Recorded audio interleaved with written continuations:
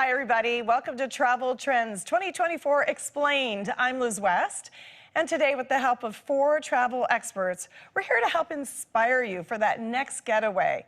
We're going to be exploring travel trends, great destinations for group travel, the latest in cruising vacations, and tips for planning a successful trip once you have that destination in mind. And we're going to begin with one of our own travel experts. Antonia Wyatt is a longtime magazine journalist. She's also the deputy editor of Zoomer magazine, and that's where she's responsible for the always inspiring travel section and the accompanying mapped digital travel hub. Thanks so much for being with us, Antonia. I have to tell you, I'm very excited to be talking about travel, the idea of authenticity in travel, and people I guess looking for a little bit more grit or reality and less of the, making it all shiny on vacation. That's it, not just the kind of all-inclusive one-stop shop, but just getting more of a sense of place. I think people are really seeking that. And I think that there are kind of several ways to approach it. And one is through food, actually, but, are you eating more locally? Are you getting more local cuisine? Through the tour guide that's leading you. For instance, when I was in Peru, we had an indigenous tour guide, and he really could fill us in on the country and what it was about. And he spoke both language, Quechua and Spanish, and so we were able to access the country a bit more. And it's looking for companies that work with locals. So instead of just going and getting a kind of big band experience, you go and they're bringing in locals to help you enjoy your experience there. So I would say that that's a way to approach it. And are there parts of the world that are embracing this more than others? If I were to look at the map and say, that's the kind of experience I want to be immersed in a really authentic experience while I travel? That's a really interesting question. I don't think it's parts of the world. I think it's tour operators or working with travel advisors or travel agents who make that their mission. So I think that's the way you look at it instead. There are things, and there are immersive experiences. People who want to learn a language. There's something called Fluens, and they take you to Bogota or Mexico City, and it's very high-end, and you spend a week learning Spanish in the morning, but they also then take you all around the sites and to a friend of mine did it. She went to the best restaurant in Mexico City with them and found it an amazing way to navigate being in Mexico and have a fun time. So, yeah, something like that. Because it's not hard work. It's just incorporated. It's just taking entertainment and enjoyment to another level. Yeah, absolutely. Right? Yeah, it is. It really is. I'm glad you've mentioned food more than once because, there are a lot of foodies. Some people like to cook it. Some people like to eat it. I really like to eat it, but cooking in authentic situations, is that something else that's Oh, definitely. Like I'm finding that a lot of places offer ways to make local cuisine or learn about it. So whether you're learning how to make a mole in Mexico, or you're in Italy and you're learning how to marinate the way they do, or the way they squeeze the lemon on the steak afterwards, or make pasta, there are ways that you can learn to cook. But also, whenever you go somewhere, people ask, well, where are you going to eat? What did you eat? What did you do? It's so much part of travel. And so I think it's, if you've got a choice, you're thinking, well, I'm going to go for a beach vacation, but I love food. Well, then I think you go, I think I'll choose Mexico over the Caribbean, because Mexico has such an authentic food culture. Or if you're going skiing, you might think, well, I'll do the Alps versus the Rockies, because then I might go to go to Italy and eat beautiful pastas, or go up into France and have divine cheeses while I ski. These are things we should think about. Well, I find like I just plan the meals and then put the other stuff in between. It's really just where are we going to go next and what are we going to have. When it comes to dining out, what do you recommend people do to sort of find the authentic places, good value for your money? Yeah, so authentic, I think, is really a key word here. And I think what you look at is the restaurant using local ingredients? Where are they coming from? Because that automatically kind of clues you in that they care about the cuisine. And then I also have little tricks. Like, I don't like menus that are too big. I think if it's over expansive, it's never the best sign. And of course you ask friends. I'm asked all the time. I'm from London, so I'm going to London, where should I eat? And you do want to talk to friends who've already been. And if you don't have the friends, you use websites and things like Eater for cities, I find is very handy. But you have to do a little research and then leave a little bit to chance. Stumble across a place. Like, that's always fun. Ask a local. That's true. I love when I land somewhere and then, meeting a couple of people who live there and asking them, where do I go? Because sometimes you find out about the places that aren't super popular because maybe they're a little off the beaten track. That's right. People don't know about it, aren't blogging about it. That's it.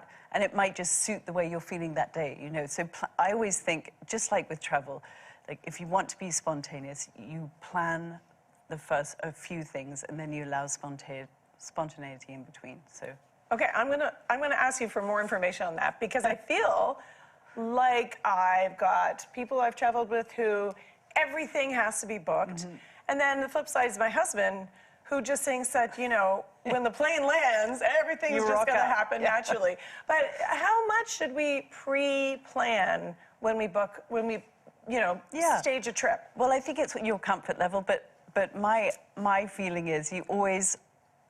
Let's say you're going for a week, like I did to Mexico last year. I wrote about Tulum. Where'd you go in Mexico? Zuma. I went to Tulum in Zuma, and I was slightly dreading it because I went to Tulum first backpacking when I was 22, and there were 3 hotels there, so it's changed a lot. So what I did, I asked a friend who's a local what the good restaurants were. I read up on it, and then I booked 3 of the 6 nights that I was there. I booked a restaurant. And so that I knew certain things were in the books, and then the rest I just left to chance and how I was feeling that day. One day we didn't want to go out at all, so we just lay in the hotel room. So I think that's my approach. You had mentioned the word Indigenous and that you had an Indigenous guide. I want to ask you about Indigenous-led tours, reconnecting with nature and land, local ingredients. We're seeing an emergence of this in Canada. Can you speak more to that? Yeah, absolutely. I actually just wrote about a new accreditation in Canada. It's called the Original, and it is created by the Indigenous Tourism Association here. And what's cool about it is a certification that means it's an authentic Indigenous experience. And I think that so many Canadians want to get to know their land and see it through the eyes of First Nations and understand that association and relationship with the land. But how do you know your experience is going to be authentic? Well, this is one of the ways. And what they have, if you go to their website, is amazing, Indigenous tourism. And what they have there, you can go and do equine therapy. You can go and float, like sleep in a floating cabin in the BC wilderness. You can go on a walk from Banff with an Indigenous guide through the woods and learn about all the plants. And so the experiences that are opening up here are incredible, and I think Canadians are excited to see it this way, see our country this way. And it'll be nice to actually vacation in our own country and not feel like you have to necessarily leave. There's a lot of benefits to traveling in Canada. There are. Last thing I want to ask you is about sustainability. What makes a trip, because it's something we were, top of mind, what makes a trip a sustainable vacation? I'm going to answer in a really naughty way, which is nothing. But, but there are ways to approach it. You cannot have a truly sustainable trip, but you can ask certain questions about your travel. So if you're going to take a plane, well, then you have to think, okay, is it a big enough journey to take it? And if I'm taking this plane, what can I do once I get there to make it more sustainable? So let's say you're going to France, fly to Paris, and then there are fabulous trains that you can take everywhere. So you don't need to do that little extra flight to Nice or to London, or you can take a train. There are small things too, does the hotel, generally if they care about sustainability, they're going to make sure that they're refilling the shampoo bottles in the room, that they don't wash the towels every day. But don't let yourself be greenwashed. Like, do a little further. If it really matters to you, investigate a little further. Go onto the website, see if they're a B Corp, which means they really have rigorous, sustainable kind of standards. And then also look at their employment. Like, we just featured this stunning hotel in the desert in Jordan, in a biosphere, called Fenyan Eco Lodge. And everything there is sustainable, from who they employ, everyone's local, to the fact that it's solar powered and at night it's all candles made by locals. And everything they do is about giving back to the community as well. And I think that's a very important part of sustainable. You know, leave a better imprint. So make sure your money is going back into the community. So when I was in Peru and in the jungle, the place I stayed in Katera, the money went back into sustaining the rainforest. And you want that, and helping locals be employed and not work in illegal gold mining. Yeah, you know what? It's an important topic, and I think a lot of people would love to do something more meaningful when it comes to traveling. So thank you so very much for being with us. That's Antonia Wyatt. You can read all about and go back-to-back issues of Zoomer magazine, the travel section, to find out more about what we talked about. But thank you so much for being with us. Thank you so much, Liz. All right, now let's talk about group travel, so popular with our audience. And here to help us with that is Natalia Vargas. Natalia is not only an avid traveler who's visited 40 countries. She's also the sales and marketing coordinator for Senior Discovery Tours. Natalia brings a wealth of firsthand experience, a whole lot of enthusiasm to the topic of travel. Thanks so much for being with us today, Natalia. Thank you for having me. It's a pleasure to be here. All right, so you've been to 40 countries. I am not going to put you on the spot and say, list them all, but I do want to know what you look for in travel, personally. Of course, and I look for convenience. So convenience of the flights, of the transportation, the location of the hotels. But most importantly, I look for the cultural experiences. So interacting with the locals, tasting that local flavor, making new friends, whether it be with locals or other travelers that are experiencing the same thing. So my priority is always learn about the culture and try to immerse myself in it. Sounds wonderful. And we're going to talk about all things to do with group tours. Senior Discovery Tours has been doing this for, what, like 50 years, I think. So I'm sure things have changed in that time. What's changed the most? So we have noticed that a lot of our clients, they're more active and more adventurous now. Myself, as a tour manager, I've had clients on tours that I have to keep up with them and not the other way around. They're so active and so adventurous, and they're more wellness conscious and healthier overall that we've noticed, and this is due to their lifestyle choices. So the name of our company has changed throughout the years to reflect that, and the last name change that we had was in 2015, and we added the word discovery to the name of the company, Senior Discovery Tours. And that is to reflect that desire for exploration that our clients have and for adventure to discover the world. Wonderful. That makes sense. Trying to keep up, wearing your tennis shoes, I bet, all the time, right? That's right. Okay, so I know you've got 8 different tour types, 4 different levels. So you really have something for everyone. How do you determine those different levels, and how do I know what's right for me? Absolutely, and we do have those different activity levels to allow for flexibility to tailor to everyone's preference and the pace that they like to travel at. So I'll go over the 4 different activity levels that we have, but I will say for all of our tours, every client, they need to be able to get on and off the coach independently without assistance. And so we start with the leisure tours. These are a relaxed pace type of tour, and we're walking on and off for up to 1 hour. But you're on your feet that entire time, and there are about maybe 1 flight of stairs that you'll have to navigate without railing sometimes and without assistance. So these tours are leisurely, we call them, a relaxed pace.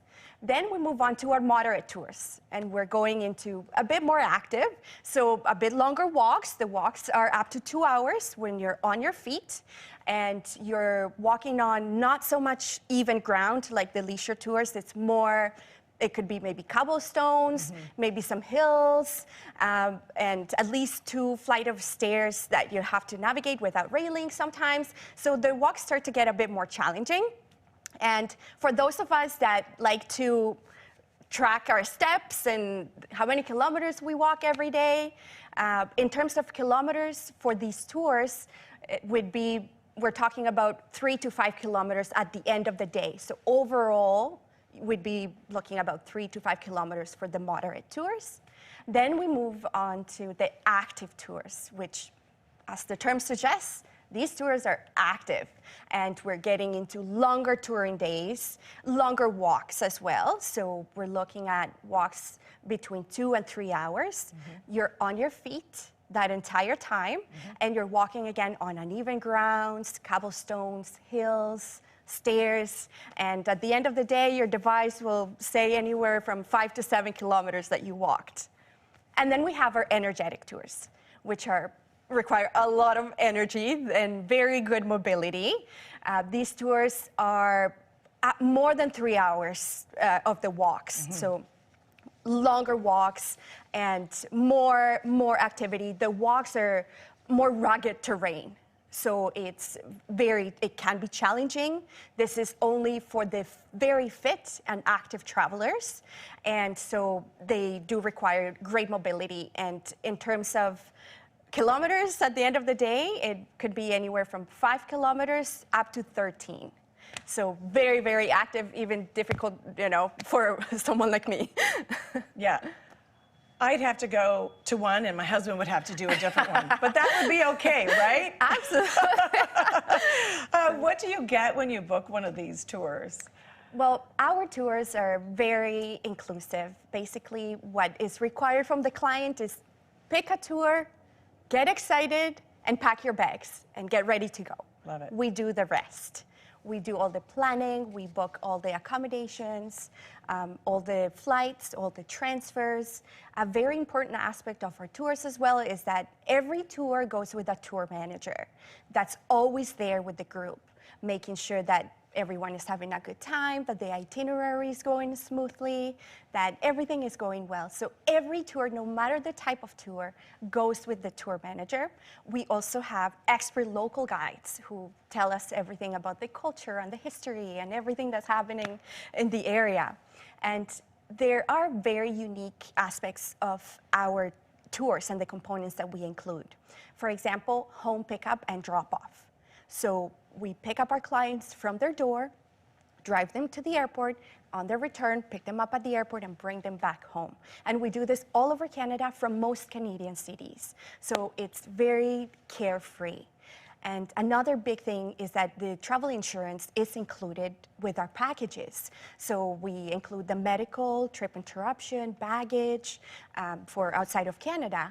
And all of our tours include protection for cancellation prior to departure. So should something happen, we plan in advance, but things happen sometimes. So when our clients have to cancel for an emergency, they're covered.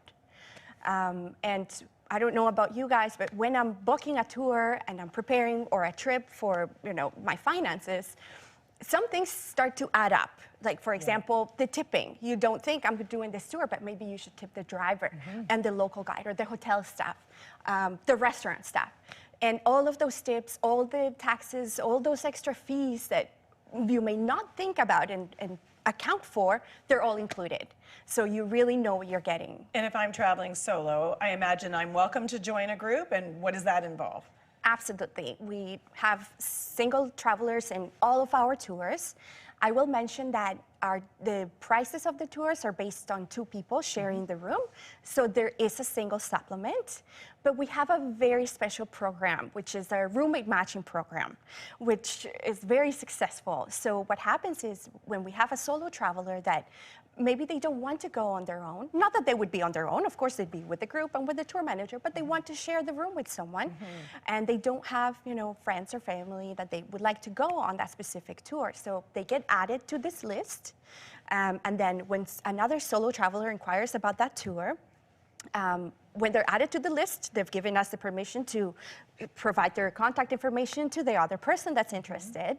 And we don't automatically partner up anyone, so don't worry. What happens is they two talk to each other, and then they decide, yes, this is a great fit, or no, I'll find someone else. Wow. But we give them that opportunity, and we've had lots of success with this program, and many great friendships have come from this. I bet, and it makes it more affordable for people who need to share in the cost. Absolutely. So that's really wonderful. Okay, let's talk about destinations. Ooh, what are the top destinations right now? Sure. Get your pens ready, right?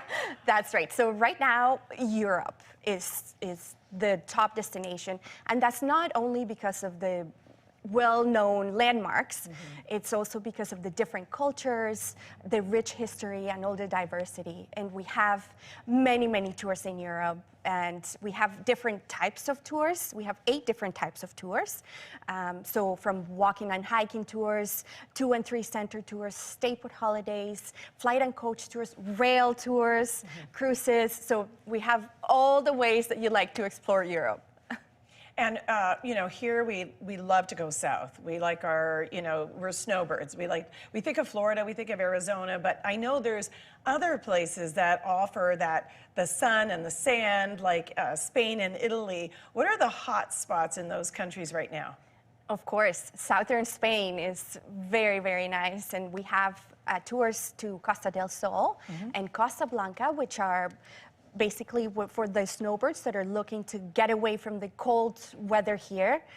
So we go to southern Spain, which is really sunny, beautiful beaches, and the tours that we offer in that area are what we call the stay put holidays, where we stay put at the same location the entire duration of the tour. Obviously, it goes with a tour manager that's always there, and we have included excursions, but not every day is occupied. So we have included excursions, and for those that want to be really busy, we have optional tours that we offer. So the tour manager will be putting together those optional tours and cocktail parties, game nights, things like that. And what's very special about these tours is we offer them in the winter and in the fall when it starts to get, cold and yucky here. And we start thinking of leaving How and finding to- palm trees. At least I do. Exactly. I do. Absolutely. And the weather there at that time is very, very nice, way nicer than here, which is very appealing for our clients. I want to talk about the popularity of culinary experiences, this idea that you can, immerse yourself through food in a different region. Why do you think it's so popular? Well, the culinary tours, they're multi-sensory. So not only do the clients get the experience to taste those local flavors, they get to know about the people and the culture and the traditions through the universal language of food. And so clients get the opportunity to taste the local flavors, to learn about the culinary traditions, to talk to local chefs. There are cooking classes, workshops. So not only do they get to taste the food, they get to make it hands-on and learn those recipes and bring them back home with them. And with those tours, we visit local farms, we visit fishing villages, vineyards, local markets. And so it's very special to be able to see how the food is sourced and produced. And we have culinary and wine tours in both France and Italy, which are well known for their gastronomy all over the world. I really love the idea of a wine tour in Paris. Can you give me a sense of what that would be like if I were to take one? Of course. So we visit museums, we visit wine museums. There's a lot of wine tasting. There's wine museums? Other than in my house? Yeah, Okay. that's right. I didn't know that. Absolutely. So we visit the museums, we visit the vineyards, and you get to learn how the wine is made and taste a lot of it with all the very nice food that comes along with it. So it's a very unique opportunity to learn about wine and taste it along the way. So how do you go about determining where you're taking people on these authentic trips, and how do you engage the locals to do it? How does that get planned so that you know it's going to work? Of course, we have expert product managers who are always looking out for new opportunities, for new areas, and all of our local guides are locals. So they are from that area, so you're getting firsthand knowledge and experience from them. And then we search out the best destinations, the best areas to take our clients, and it all comes together in a very nice product. Have you ever had anybody say, I'm not getting on the plane, I'm staying? Because I feel like that could happen. To be so, I guess, entrenched, to sort of start to feel like you actually live there in a way. You're living like a local. If you're cooking, you're, visiting the farms, and then you're surrounded by people. I'm imagining there's a lot of small towns involved as well. Of course. I'd be like, I'm not getting back on the plane, I'm staying, Natalia. And it's a challenge. It's a challenge to get everyone back on the plane. No one wants to come home, but we just remind them, there's an opportunity to come back. We have other tours as well that provide the same experience. So is it a challenge? Yes, absolutely. But no one wants to return from a wonderful tour like that, but we have to get everyone back home. And I imagine you're always trying to reinvent. You're always looking for like what's next and what's new. Anything you can let us in on about what might be around the corner in terms of a new destination or anything?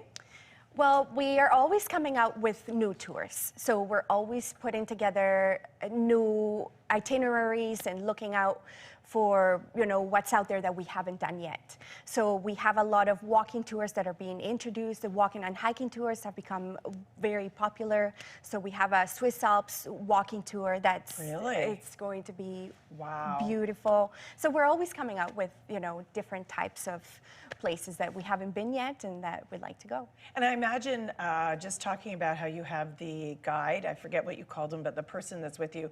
So there's no language barrier. I don't have to worry about if I don't speak Italian or German or French or whatever it is. That's not going to be a barrier for me to travel. Of course, no. The local guides, they are local. All the tours are hosted in English. And so there is no worries of not knowing the language, because we always have that local guide who is telling us everything in English, and if something needs to be done in the local language, then they can take care of it. They take care of that. Yeah. Good, because sometimes that's worrisome, a little bit worrisome. So it sounds like you have everything covered, literally, for every type of traveler.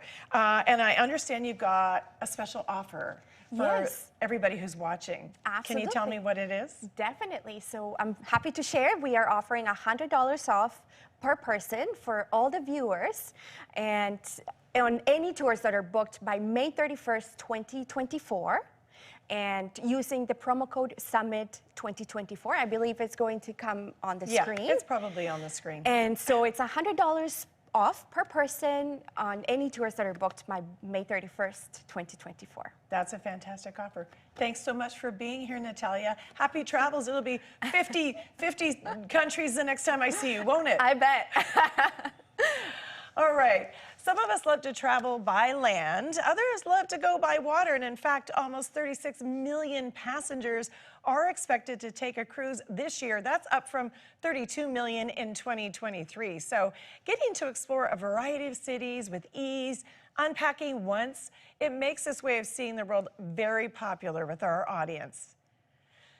And to talk about it, we're now joined by Stephen Smith. Stephen is the Senior Vice President of Leisure Strategy at Marketing at Direct Travel. That's a company that offers a comprehensive range of corporate and leisure travel packages, as well as cruise vacations. Hello, Stephen. Thanks for being here. Hi, thanks for having me. How many countries have you been to? Okay, I'm putting you on the spot. I hope you don't mind. I don't even know if I can count. You've lost track? Yeah, there's a few. Your passport's like busting with all the stamps? I just got a new one. Did you? Yeah, it was full. Okay. Not a terrible problem to have. Not a terrible problem at all. Okay, let's talk about cruising. I just mentioned some numbers, which are really speak to the popularity of traveling by cruise. Why do you think there's such a current a zest for traveling by water? Well, I think it starts with the simplicity. You unpack once, and you get to go to a variety of destinations. Getting there is simple. You have the familiarity of what you have back on board, but you have the uniqueness of the destination. The accessibility, as we age, we're not quite as limber as we might have once been, and so... Speak for yourself. Yeah, well, okay. I will. It's easy to get on and off the ship. Yeah. The embarkation, disembarkation is great. And then the variety of what you can do on board, what you can do in destination, it's very attractive. Makes sense. And if you have never been on a cruise and you're like, yeah, but I heard this and I've heard that, what are some of the misconceptions out there about cruising? I think the first is the seasickness. The stabilizers they have these days are incredible with new ships. And also, Dramamine works very well. You can take it beforehand. I know people who typically have gotten seasick and they don't now when they cruise. So that's a big one, right? The seasickness, that's a really big one. It is, for sure. And then the fact that it's crowded and the same people all the time, that's not the case, especially when you're on a small ship. Oceania Cruises has small ships. There's a lot of space, a lot of public space. It doesn't feel crowded. And of course, when you get off the ship, you're not in a crowd of people getting off the ship. So I think people tend to think, oh, it's just a crowded cruise ship and you're going to the buffet. But of course, there's incredible restaurants and we... I've heard it described as like a mini city sometimes. Cruise ships can be like mini city in that there's everything. You just happen to be on water. Yes, the larger ships are, but the smaller, they're very simple in nature, where there's a lot of space where you can go to and have your own time to yourself, but you also can congregate with other people. The lounges, lots of great lounges. And I just want to ask you about when you do get off the cruise, are you going in groups once you disembark? Disembark. Disembark. Thank you. Once you get off the boat. A little tongue-tied today. Are you traveling in a group on land, or is it by your choice? You can. It's your choice, and that's one of the other misconceptions, is that you don't have choice. So there's a lot of choice. You can join a group in an excursion, and the cruise lines have excursions that you can join. But you can also work with a travel advisor.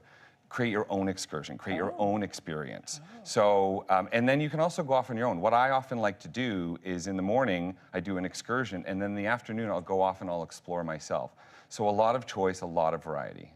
And if you are deciding, I'm gonna go on a cruise, it's my first time, you're the expert. So what advice do you have? What kind of cruise would be your first best cruise?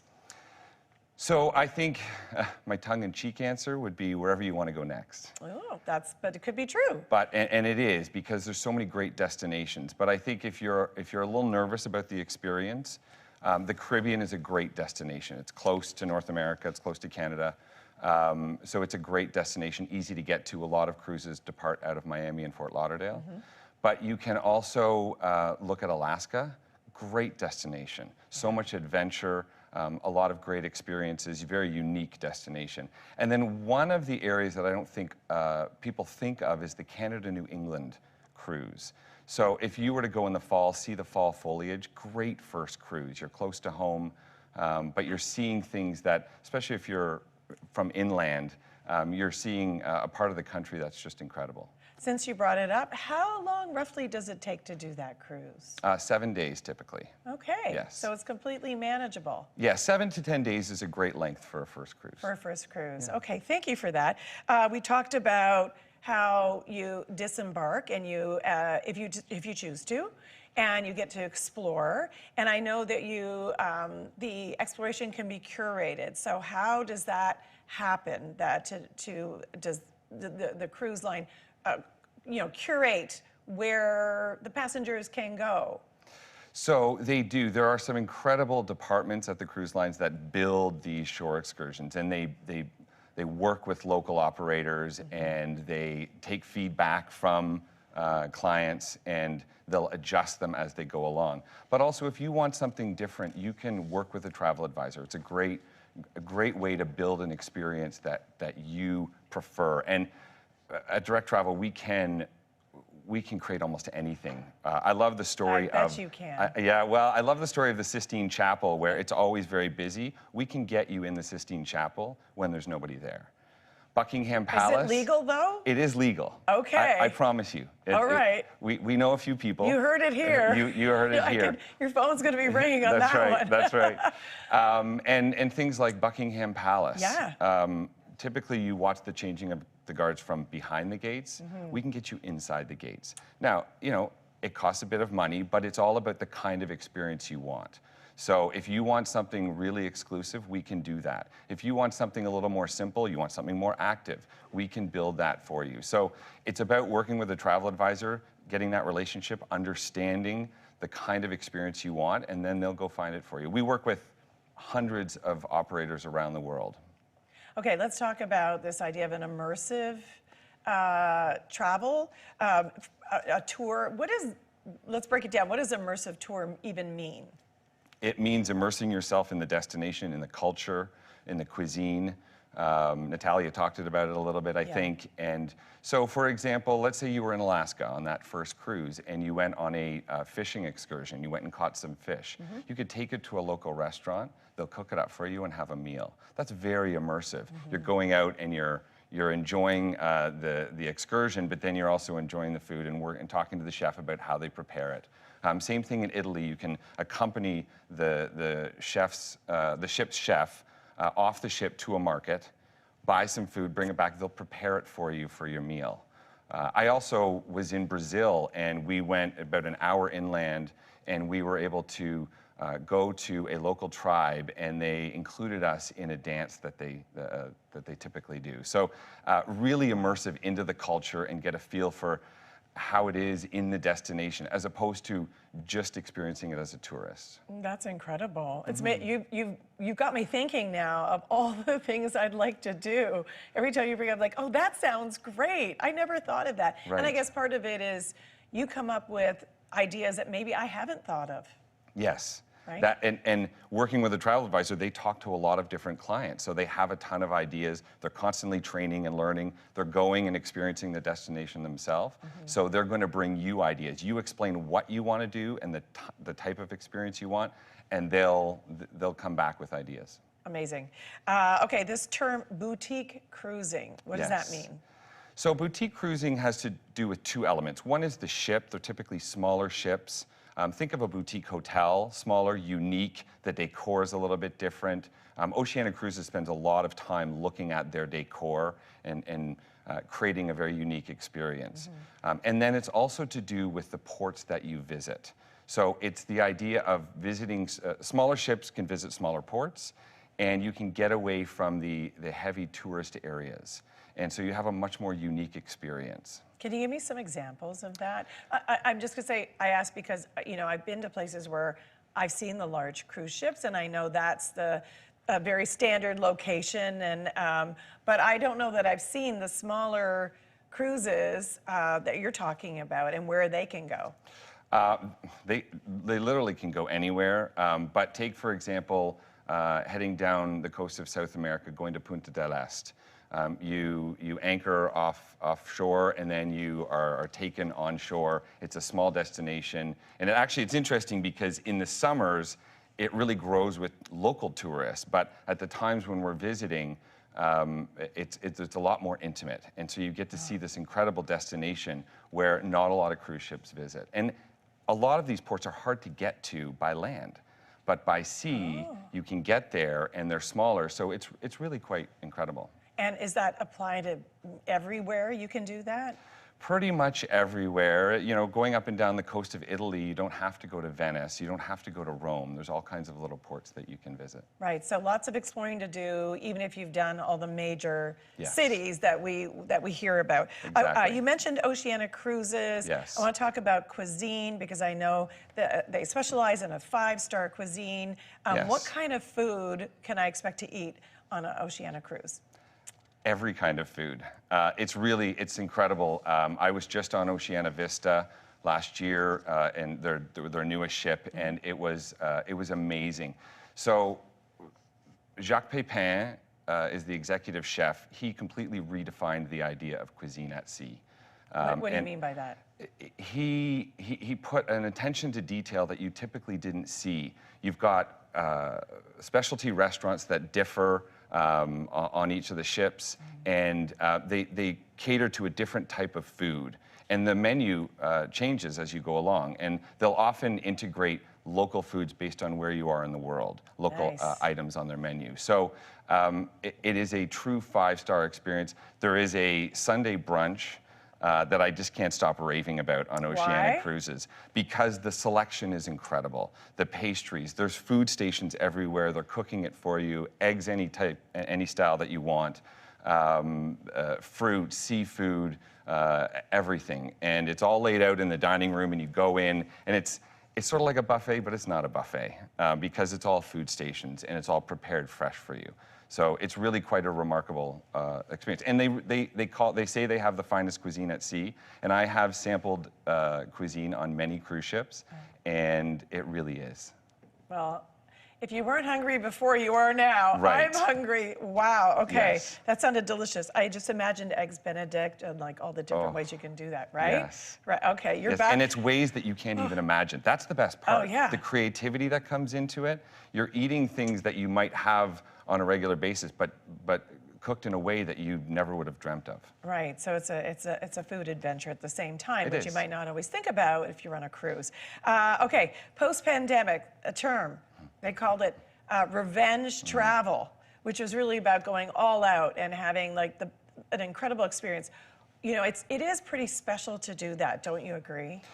Yes, it is. You know, revenge travel, it started in 2022. Obviously, we couldn't travel for a while, and we saw a lot of clients who started booking vacations that they were once-in-a-lifetime vacations.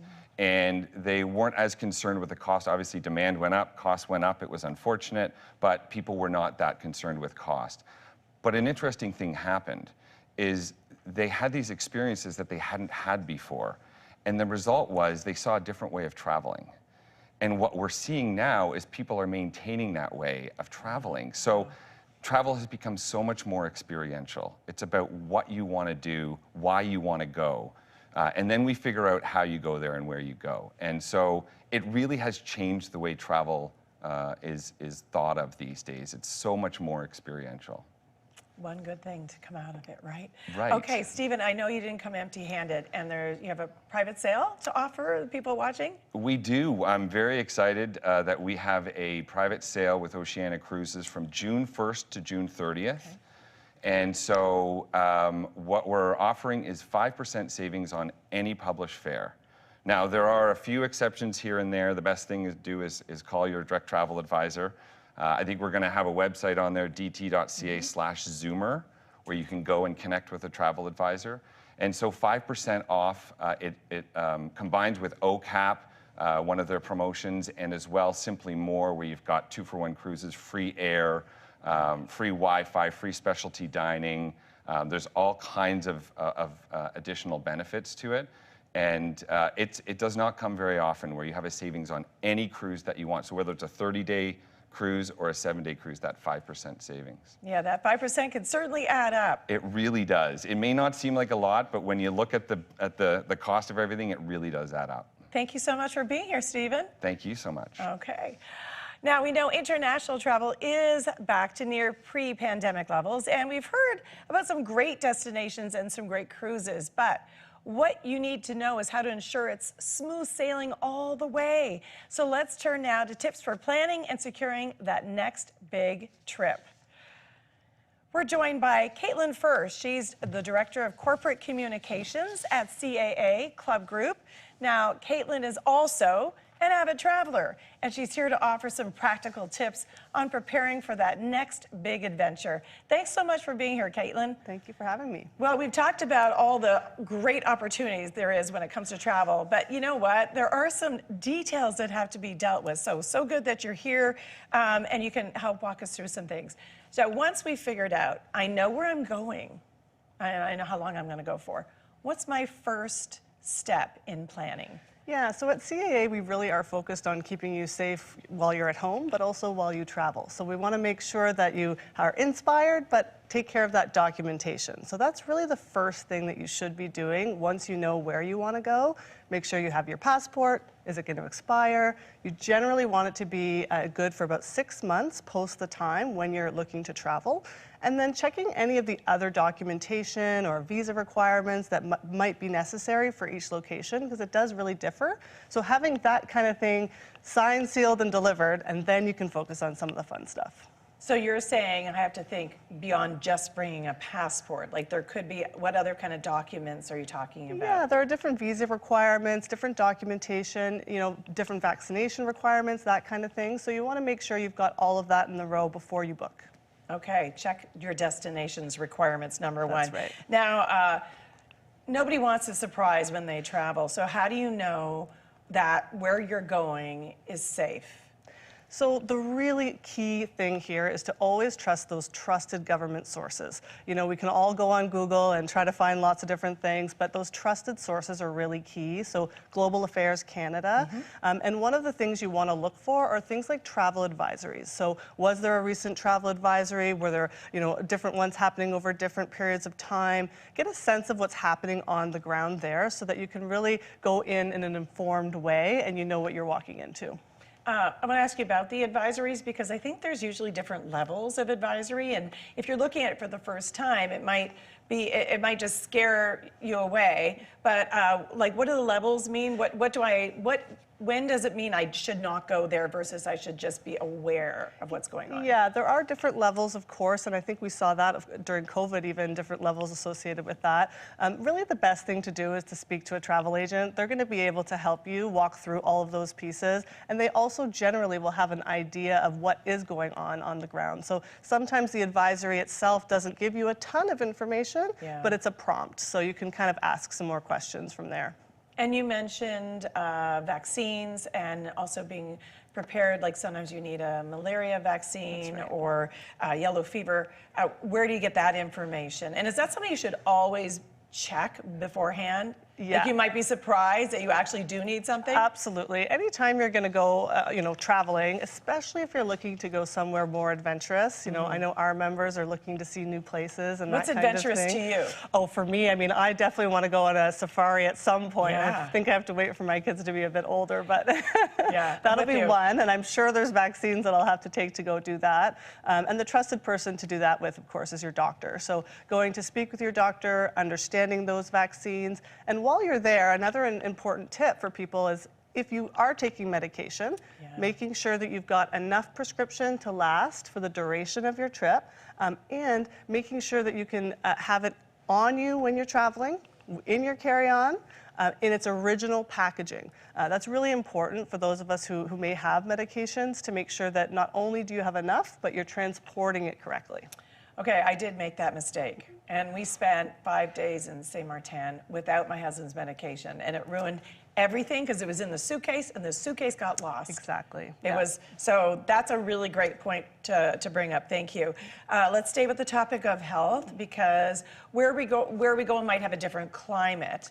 How can that affect us? What do we need to plan for? Yeah, so the climate is changing. There's lots of different weather patterns all the time. Even within our own cities, sometimes in one day you need different socks and shoes and jackets. So getting a good sense of what you might expect in a destination over the course of the time. So what's normal for that climate for that time of year, and what maybe will the weather look like. And then you want to plan accordingly for that weather. So if there might be some rain, rather than having to pack a giant, set of rain boots, perhaps consider having a pair of boots that are waterproof that are also comfortable to walk in, for example, or a nice stylish spring jacket that's also waterproof. So thinking about the different types of weather that you might need. And then from a safety perspective, also understanding the extreme weather. So if it's very, very hot or very, very cold, depending on the adventurous level that you're looking for. Again, SPF hats, making sure you have sunscreen or weather-rated sweaters and boots. Just being prepared with that kind of stuff so you don't have to buy it once you get there. Yeah, for sure, because you don't want to be caught without something like a jacket that then you're running to try and find. Exactly. We've all done that. It's not fun at all. Sticking with safety, it is because it is such a big concern. Are there any other tips that you have for us? So there's a couple things. Anytime you get to a destination, you really want to make sure you understand what you're going to do in case of an emergency. None of us want to think about that kind of stuff, but doing it right when you get there quickly will give you some more peace of mind. So what are the emergency numbers? Where is the local hospital? Just getting a good lay of the land for that kind of thing. And another thing that we always consider as well is even if you're a very comfortable driver here at home, driving in different places with new cars, that does increase a different element of risk. And so if you can book transportation that isn't you driving, the entire time, that will help increase your safety and reduce any risk that you might have. Yeah, it seems very cool if you're watching a James Bond movie, driving on the other side of the road, but I don't want to do that. You know, I've been in a car in the hills of Italy before, and I'll tell you, I will never do that again. Right? There's never much stopping you from going over either. Yeah. Exactly. But it's so beautiful. It's is. so gorgeous. Okay. You know, the headlines we hear about, you know, floods and wars, and, you know, we had the pandemic, and there's a lot that's happening around the world, and you know, you want to be prepared. You don't want to be caught off guard, and insurance can really be helpful. But when is the right time to buy that? Because, you know, often we're prompted when we book something, and then we hum and haw, and I always think, oh, should I have got it, or what's the difference if I don't buy it till later? Yeah, do I really need it? Yeah, do I really need it? Always. So we recommend always buying travel insurance at the time when you buy travel. And the reason is because if anything happens whatsoever, it's too late to buy it. So, you know, from a trip cancellation perspective, if someone were to get sick in your family, you aren't able to travel, you know, once you know that that person's sick, unfortunately, it's too late to do that. You know, so you really want to make sure that you're thinking ahead and protecting yourself in advance of those things. And when you go to buy, you know, travel insurance of any kind, there's a couple of things that you want to have ready. So, you know, your departure date and your return date. So how long are you planning to travel? The average cost per person of the trip, because that will help to determine how much it costs for the travel insurance. Okay. And also just understanding your own medical history, you know, if you have any pre-existing conditions. Those are kind of the three big ones that you want to make sure that you have ready in order to buy it at the time of travel. And how about the fine print? What do I need to be getting my magnifying glass, my readers on, so I can really get in there? It's really important. And, you know, at CAA, we're really focused on making sure that people have the coverage that they themselves need, because everyone is different. So you want to look at things like, you know, what is the benefit coverage? How much will you get in the event of these situations? Are there any pre-existing condition clauses? You know, will the insurance company pay medical bills if needed in advance so that you don't have to wait for treatment? Those types of questions are really, really important to ask when you're booking, because, you know, insurance is different depending on where you buy it from. Really? Okay. And what about for folks that have a credit card that comes with insurance? And this is like the million-dollar question in my mind, you know. Is it wise to opt out and go with that insurance? So the key thing to know here is that in general, credit card insurance doesn't generally have the same level of coverage as a more comprehensive level of insurance. And so you really want, you know, we talk about the fine print for regular insurance. Really make sure you understand what's covered in the credit card side of things. And sometimes there's also additional things like spending limits or withdrawal limits, things like that. So really understand all of those pieces and what type of insurance it is. So is it trip cancellation? Is it emergency medical?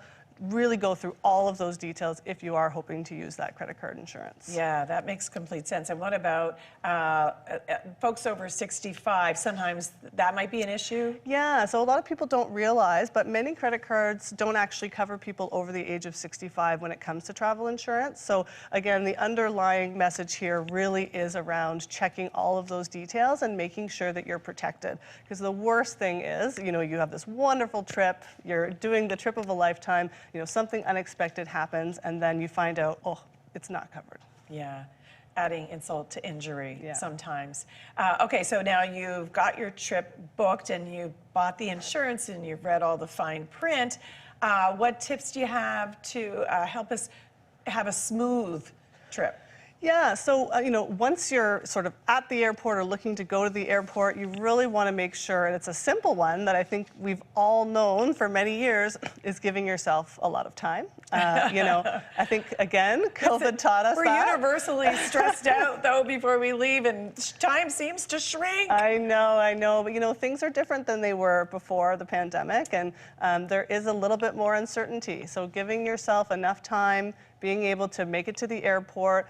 We suggest 2 hours for domestic, at least 3 for international. So making sure that you're doing all of those things. And then, you know, once you're on the plane, you want to do some things. I like to do things that will help me once I get there. So, you know, staying mobile, making sure that you're, you know, walking around, drinking lots of water. And one good tip to help with jet lag, actually, is to eat your meals when you would normally eat them at your destination. So you're already thinking ahead. It makes for a comfortable flight, but also a better arrival. And in terms of knowing what's going on in the world, or at least where you are, when you're there, because so often we like to shut off, and I'm not reading the news, I don't want to know anything, but you know, it's wise to have a sense of what's going on in the place that you are. How do you stay in touch with that? Yeah, you know, it's the old days of going on vacation and shutting out the world, unfortunately, I think are behind us. And so you really do want to keep that tether into the world, whether that's through a friend or family. Again, that Global Affairs website, you know, bookmarking that before you go, checking it a couple times. And it's updated, I'm imagining, regularly at the very least. That's right, just to make sure if there's changing conditions, you know, as world, global things happen, you know, keeping yourself safe and making sure that, do I need to go home? Do I not? You know, it's a good thing to do. All right. Well, I know safety is number one, and keeping your documents safe is important. You've brought some items you're going to show us that we can actually use to protect things like our passports. Indeed. So what's that? So, you know, I brought a couple things here. You know, we've got a really nice array of things at shopwithcaa.com. I'll put it up like this, that are aesthetically pleasing, but also very safe. So this is a pack-safe backpack, actually, but it can also open like a suitcase. It's got RFID pockets on the inside, which is a material that will help to protect your credit cards and your passport from potential thieves. And you'll see there's all of these special little hooks on here so that it's, you know, I can't open this if I were to be walking. If someone were to come back behind me, and it's really just a deterrent. I love it. You know, so if I can't get into your backpack, I might just, you know, continue on my way. So this is a larger piece, obviously. And then we've got sort of a smaller version of this, also pack safe, that has the same idea. So these are also both resistant to cutting. So if someone were to try to cut it off of you, same sort of ability to not open, and the RFID piece. So really protecting your ID, your finances, and your belongings so that you can comfortably walk through a market and not have to worry just quite as much. And you can put that under your seat or up above. That's it's small enough, so you don't have to pack any valuables. You can keep everything that's important in there. And it's really attractive. I love this. Thank you for bringing something so attractive. Absolutely. Sometimes utilitarian things aren't attractive. That's really attractive. Things have come a long way. They've come a long way, baby. Thank you so much, Caitlin. Great to hear all of that. You've given us so much to think about, and great tips all the way around. And a big thank you to all of our guests today for joining us, and thanks to all of you for watching. I'm Liz West. Safe and happy travels.